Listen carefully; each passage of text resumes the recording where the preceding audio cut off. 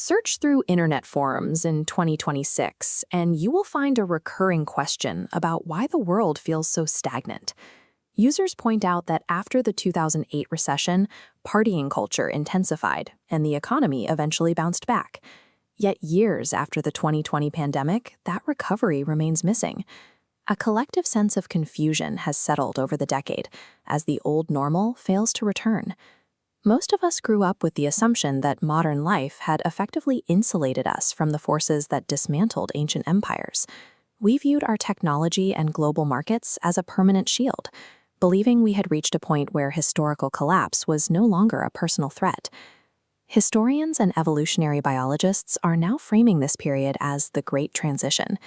They argue that complex civilizations don't just vanish. They undergo rapid, often violent transformations when the systems supporting them are pushed past a breaking point. The cascading crises in the 2020s, from supply chain failures to regional wars, represent a structural metamorphosis. This shift is driven by four specific vectors of pressure that are simultaneously reconfiguring the global order. The first vector is material. In 2024, global temperatures reached 1.5 degrees Celsius above pre-industrial levels, a threshold scientists have spent decades warning about. This heat triggered multi-year droughts that turned the riverbeds of the Amazon into cracked mud, stranding boats and the communities that rely on them. By 2026, these environmental shifts evolved into a geopolitics of scarcity.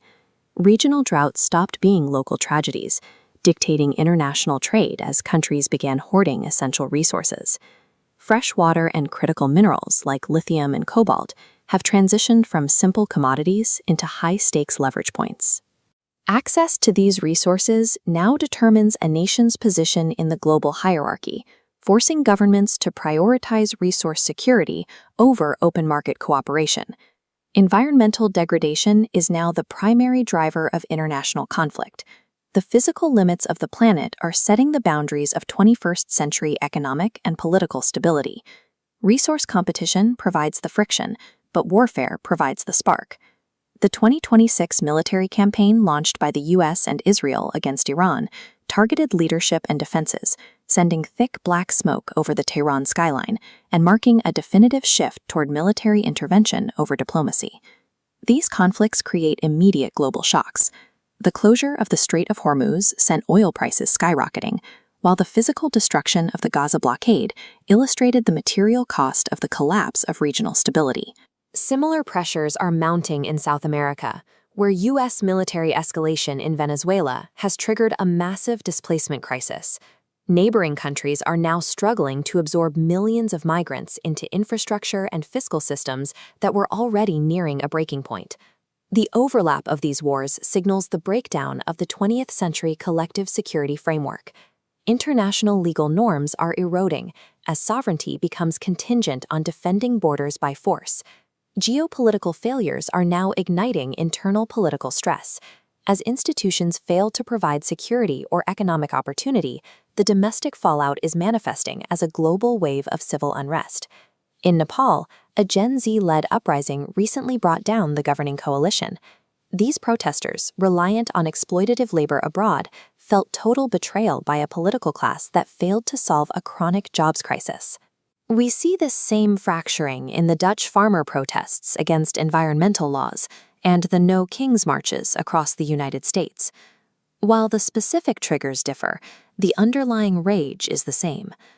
Across every culture, the defining feature of 2026 is an irreparable loss of faith in governance. Citizens are no longer looking to their institutions for solutions. They are actively organizing against them.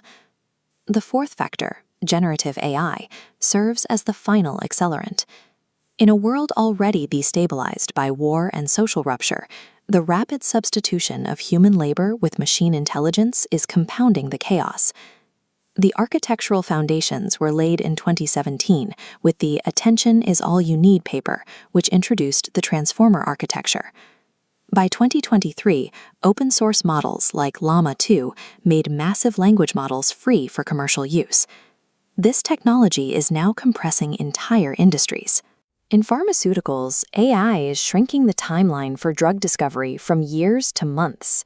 It automates the organization of clinical trial data and the drafting of regulatory submissions, removing the human bottlenecks that previously slowed life-saving therapeutics. Technology is not functioning as a stabilizer in this era. It is acting as a profound social disruptor, acting as the final catalyst in the transition toward a new, as yet undefined social order. A groundbreaking 2026 study published in Nature provides a macro-scientific lens for these events. By analyzing the DNA of over 15,000 ancient West Eurasians, researchers discovered that human evolution has actually accelerated over the last 10,000 years. This finding overturns the long-held assumption that modern technology had paused natural selection. Instead, the study shows that our genetic frequency continues to shift in response to the very civilizations we build. This is polygenic selection, where thousands of small genetic variants shift simultaneously to adapt to new environments. When ancient humans adopted agriculture, the transition to narrower diets and denser settlements created intense new selective pressures for disease resistance and cognitive traits. Modern pandemics, the cognitive demands of agentic AI, and the survival stress of resource warfare mirror the radical environmental shifts of the Neolithic Revolution. These 2020 stressors function as the latest high-pressure filters in our evolutionary history. The Nature study suggests that human history is a feedback loop, where our cultural innovations, from irrigation to algorithms, become the primary environmental drivers that determine which traits persist. The compounding crises of 2026 are the mechanisms of an active, violent evolutionary bottleneck, biological